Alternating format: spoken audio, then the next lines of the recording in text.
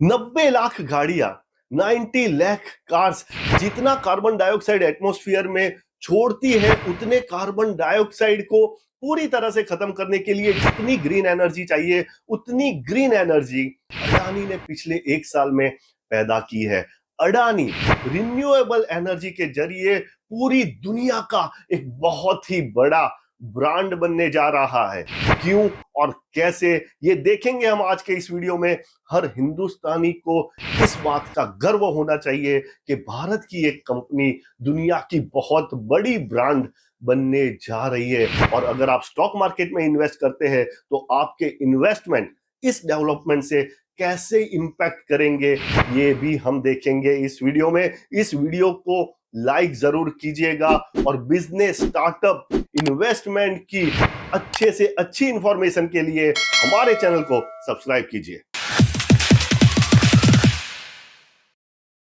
पिछले बहुत सालों से दुनिया भर की सरकारें ग्रीन एनर्जी और रिन्यूएबल एनर्जी को बढ़ावा देने के बारे में बात कर रही थी, कार्बन डाइऑक्साइड को मिटाने के बारे में बात कर रही थी। लेकिन पिछले कुछ सालों में दुनिया का क्लाइमेट, दुनिया का एटमॉस्फेयर जिस तरह से चेंज हो रहा है, वो देख के दुनिया के देशों ने समझा कि इनफ इज इनफ। अगर हमें हमारे घर को, इस प्लेनेट अर्थ को बचाना होगा, ह्यूमन एग्जिस्टेंस को बचाना होगा, तो कार्बन को हवा से मिटाना होगा। रिन्यूएबल एनर्जी और ग्रीन एनर्जी को पूरी तरह से बढ़ावा देना होगा, क्योंकि जान है तो जहान है। अगर प्लेनेट अर्थ बचेगा नहीं तो हमारा एग्जिस्टेंस भी बचेगा नहीं।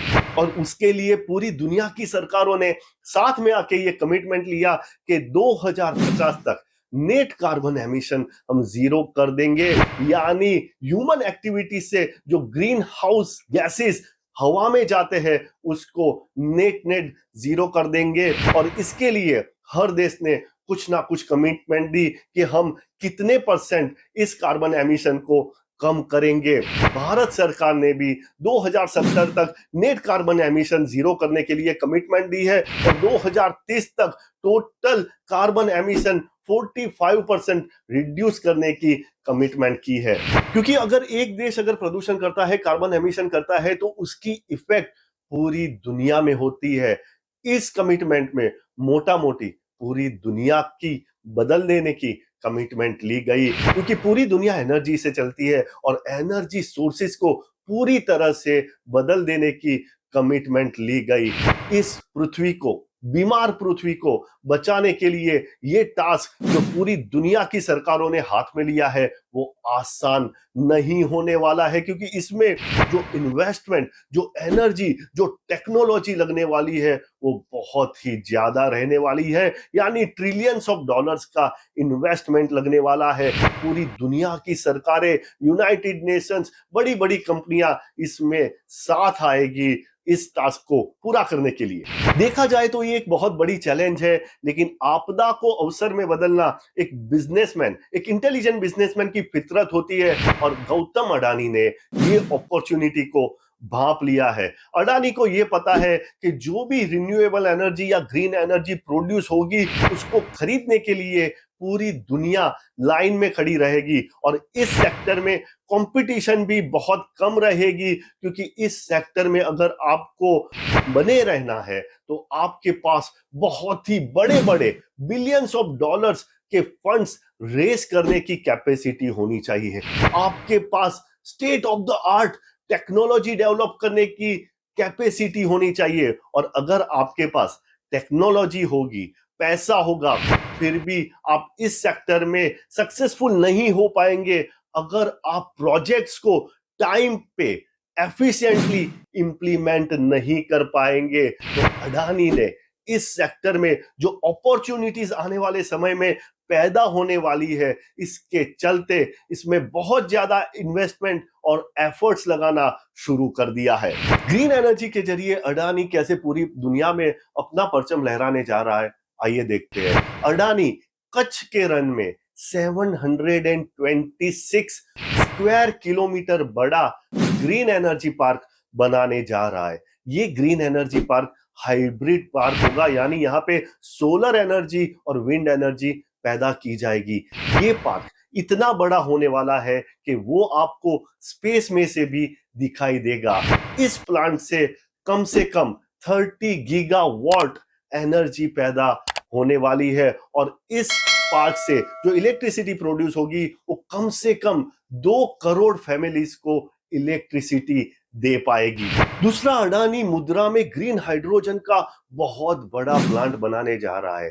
ग्रीन हाइड्रोजन एक ग्रीन फ्यूल होता है जिसमें पानी में जो हाइड्रोजन और ऑक्सीजन होता है उसमें से इलेक्ट्रिसिटी के जरिए, रिन्यूएबल एनर्जी से जो इलेक्ट्रिसिटी पैदा होती है उसके जरिए और इलेक्ट्रोलिसिस के प्रोसेस के जरिए हाइड्रोजन को अलग कर दिया जाता है। 2027 तक ये प्लांट ऑपरेटिंग हो जाएगा और आने वाले समय में ग्रीन हाइड्रोजन बहुत ज्यादा डिमांड में रहने वाला है। आज ग्रीन हाइड्रोजन की जो प्राइस है वो 5 से 6 डॉलर पर केजी है। अडानी का ये दावा है कि जो ग्रीन हाइड्रोजन वो पैदा करने जा रहा है वो आने वाले समय में पर केजी 1 डॉलर से भी कम प्राइस में मिलने वाला है। हाइड्रोजन कार में अगर हम हाइड्रोजन फ्यूल भरते हैं तो हाइड्रोजन कार 1 केजी हाइड्रोजन में 100 किलोमीटर तक जा सकती है, यानी आने वाले समय में आप 1 डॉलर से कम प्राइस में 100 किलोमीटर का सफर तय कर पाओगे। ग्रीन हाइड्रोजन के प्रोडक्शन के लिए अडानी टोटल 50 बिलियन डॉलर का इन्वेस्टमेंट करने जा रहा है। आने वाले 10 साल में टोटल रिन्यूएबल एनर्जी में अडानी 100 बिलियन डॉलर का इन्वेस्टमेंट करने जा रहा है। 2030 तक अडानी का ये टारगेट है कि वो टोटल रिन्यूएबल एनर्जी से 45 गीगावाट इलेक्ट्रिसिटी पैदा कर लेगा।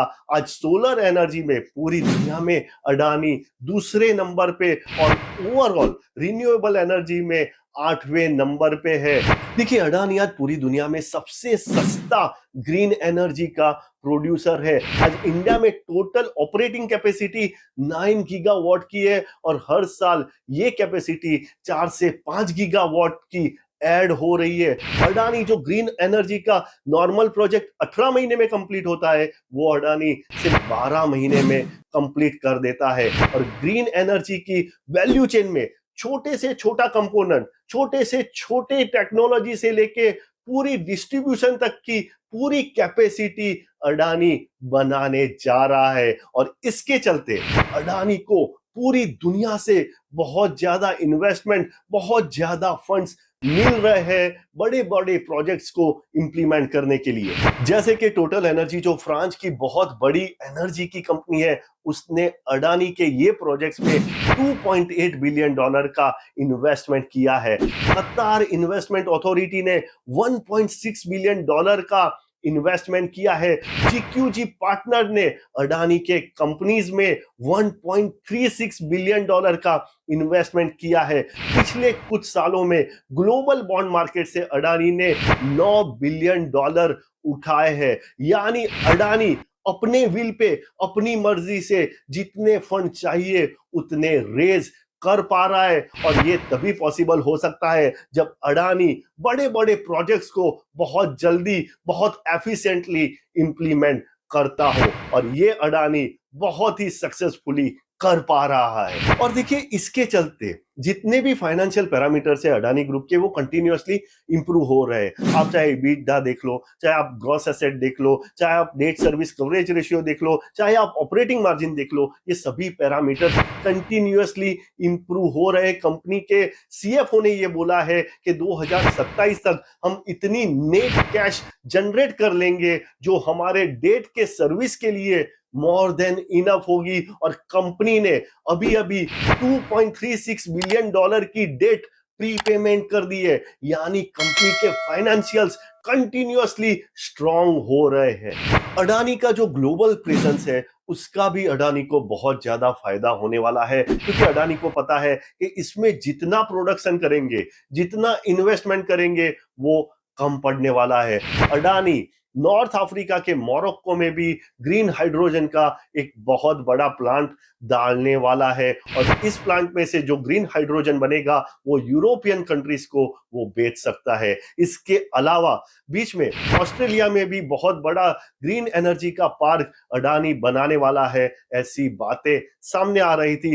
तो अडानी अपनी ग्लोबल प्रेजेंस का पूरी तरह से इस आपदा में फायदा उठाने वाला है। देखिए, अडानी अपने आप को पूरी दुनिया में ग्रीन एनर्जी का लीडर प्रोजेक्ट कर रहा है, और उसके चलते अडानी ने आने वाले 5 से 6 साल में इंडिया में 10 करोड़ पेड़ लगाने की कमिटमेंट दी है। अडानी ने आने वाले समय में सोलर एनर्जी की प्रोडक्शन कॉस्ट जीरो करने की भी बात की है, दावा किया है। क्यों आपको ग्रीन एनर्जी कंपनीज पे एज अ इन्वेस्टर फोकस करना चाहिए? सबसे पहला रीजन, ग्रीन एनर्जी की स्पेस में बहुत कम कंपटीशन रहने वाला है, क्योंकि ग्रीन एनर्जी स्पेस में वही कंपनियां टिक पाएगी जो बहुत ज्यादा फंड रेज कर पाएगी, जो नई नई टेक्नोलॉजी को इन्वेंट कर पाएगी, और जो प्रोजेक्ट्स को समय के पहले इंप्लीमेंट कर पाएगी। यानी इसमें कंपटीशन बहुत कम रहने वाली है। दूसरी, यूनाइटेड नेशंस बहुत ज्यादा सब्सिडीज और बहुत ज्यादा ग्रांट्स देने वाले हैं सब देशों को जो ग्रीन एनर्जी प्रोड्यूस करेंगे। इसके चलते हर देश की सरकार कंपनियों को बहुत ज्यादा सब्सिडीज और बहुत ज्यादा टैक्स बेनिफिट्स देगी ग्रीन एनर्जी की प्रोड्यूस करने वाली कंपनियों को। अडानी जैसी कंपनियां बहुत ज्यादा सस्ता ग्रीन एनर्जी प्रोड्यूस करने वाली है, तो इनके जो प्रॉफिट मार्जिन्स होंगे वो बहुत ही ज्यादा रहने वाले हैं। और ग्रीन एनर्जी एक ऐसी प्रोडक्ट होने वाली है जो आपने बनाई नहीं उसके पहले वो बिक जाने वाली है। आज जो ग्रीन एनर्जी अडानी बना रहा है उसको भारत सरकार 25 साल के लिए पावर परचेज एग्रीमेंट के जरिए खरीद ले रही है। यानी आने वाले समय में ग्रीन एनर्जी प्रोड्यूस करने वाली कंपनियों की बल्ले बल्ले होने वाली है। तो एज अ इन्वेस्टर आपको इन कंपनीज पे ज्यादा फोकस करना चाहिए। ऐसी भी बात हो रही है कि जो रिटेल इन्वेस्टर ग्रीन एनर्जी की कंपनीज में इन्वेस्ट करेंगे उनको भी आने वाले समय में टैक्स बेनिफिट मिल सकते हैं। ग्रीन एनर्जी की कंपनीज में इन्वेस्ट करने वालों के लिए एक पूरे का पूरा नया चैप्टर, नया ब्रांच शुरू हो गया है जिसको इम्पैक्ट इन्वेस्टिंग या तो ईएसजी इन्वेस्टिंग भी बोलते हैं। आने वाले समय में अडानी के अलावा जियो, रिलायंस, टाटा, जेएसडब्ल्यू जैसी बहुत सारी कंपनियां बहुत ज्यादा इन्वेस्टमेंट ग्रीन एनर्जी के फील्ड में करने वाली है। आने वाले 5 से 6 साल में रिलायंस ग्रुप ने टोटल $70 बिलियन इन्वेस्ट करने का कमिटमेंट दिया है ग्रीन एनर्जी के सेक्टर में। टाटा ग्रुप ने भी इलेक्ट्रिकल व्हीकल की वैल्यू चेन में बहुत ज्यादा इन्वेस्ट करके गवर्नमेंट के कार्बन एमिशन कम करने के टारगेट में मदद करने की बात की है। सरकार ने खुद ने भी nuclear energy, nuclear power generation को 3 गुना बढ़ाने का टारगेट रखा है। लेकिन जितना इन्वेस्टमेंट और जितना aggressively Adani green energy space में काम कर रहा है उतना दुनिया का शायद ही कोई कंपनी कर रहा हो, और इसके चलते अडानी पूरी दुनिया में एक बहुत बड़ा ब्रांड बनके, बहुत बड़ा कंपनी उभर के आने वाला है।